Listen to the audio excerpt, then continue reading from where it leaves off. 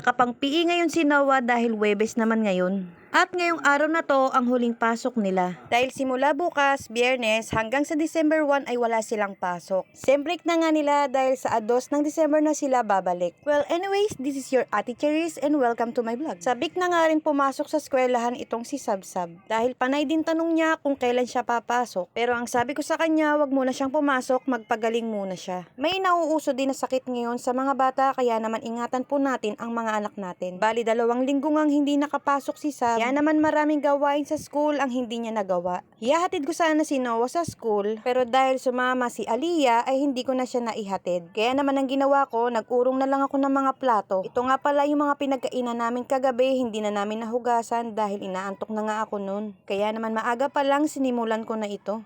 Maigi na rin na maaga kong matapos yung mga gawain ko sa bahay dahil maghahatid din ako ng pananghalian ni Noah at magbabantay din ako doon. At para rin wala na rin akong gawain na maaabutan pag uwi namin ng hapon. Magsasaing na rin ako dito para naman bago ako umalis ng bahay ay nakakain na rin ako ng almusal. Ang niluto ko nga palang almusal namin ay ginisang ampalaya at tinapa. Sinubukan ko nga pakainin si Sab ng ampalaya pero sa tingin ko hindi niya to nagustuhan. Dahil kahit sinong bata pag ganito pa namang talagang mapait ay mapapaayaw ka talaga. Kaya hindi ko na siya pinilit pakainin yan. Pinauna ko na nga pakainin silang dalawang mag-ate dahil itong ang si Mika ay may pasok na rin. Sa mga oras nga na yan ay nagbabalak na rin akong kumain dahil tulog pa naman si Papa Junior. Fast forward, nakaligo na nga ako. At hindi ko alam kung kanino ako makikisakay ng mga oras na yan. Pero naisip ko nga na yung pinsan ko na si Roan ay naghahatid din ng pagkain. Eto nga at ginagaya ko na nga yung tanghalian ni Noah. Bali kanin lang pala yung ihahatid ko sa kanya dahil bibili ko na lang siya ng ulam niya. Dahil nga hindi ako nakasama kay Noah na maghatid nung umaga, kaya wala akong nailutong ulam para sa kanya. Ang sarap lang sa pakiramdam na nakikita ko yung anak ko na masigla katulad niyan. Nangamba kasi ako sa nangyari sa kanya. At ito na nga nakisakay na nga ako sa pinsan ko na si Roan. Mapapasana ulan lang talaga ako sa mga katulad nilang babae na marunong mag-drive. Mahina talaga kasi ang loob ko, nagkaroon kasi ako ng phobia. Pero siguro soon, tatry ko ulit mag-drive. Dito nga din pala ako bumili ng ulam ni Noah na fried chicken. Sa kagustuhan ko talaga na maubos niya yung kanin niya, binibili ko siya ng ganitong ulam. Nasundo ko na nga pala si Noah at papakainin ko na siya. Papakainin ko lang saglit at ihahatid ko na rin siya. Dahil nag-aya nga yung pinsan ko na si Roan. Pupunta kami ng sementeryo at dadalawin namin yung yumaon naming tiyahin. Fast forward, nakisakay na nga lang ako dito sa kaibigan ko na si Eunice. Dahil anytime, anywhere, on the go talaga yan. Kasama namin siya dahil isa siya sa mga malapit na kaibigan ng tiyahin namin. Malapit lang naman sa eskwela ng high school yung sementeryo. Kaya naman dali-dali kaming nagpunta doon at bibili muna kami saglit ng kandila para sa kanya. Grabe, naalala ko parang kahapon lang naglalakad kami para ihatid yung tita namin sa huli niyang hantungan. Matagal na rin kasi akong hindi nakakapunta dito sa sementeryo. Kaya hindi ko na rin alam kung saan nakalibing yung mga yumaon naming mahal sa buhay. Nandito na nga kami sa sementeryo at magtutulos na kami ng kandila. Sa totoo lang talaga nakakabigla.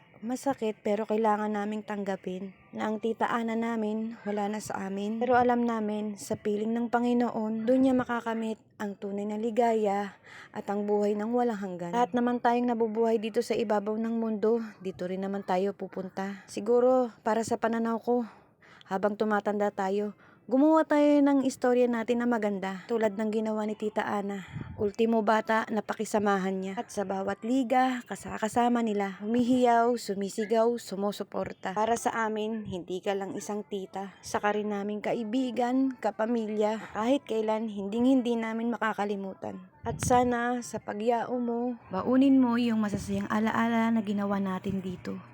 Hindi ka namin makakalimutan sa isip at sa puso namin kailanman. Hanggang sa muli, tita, lola, ate, Ana ng lahat. At ito nga pala yung isa sa mga anak ko na nawala sa akin. Kakasama na kayo ng lola Ana mo dyan sa langit. Yun lang po muna for today's video. Thank you for watching. Annyeong.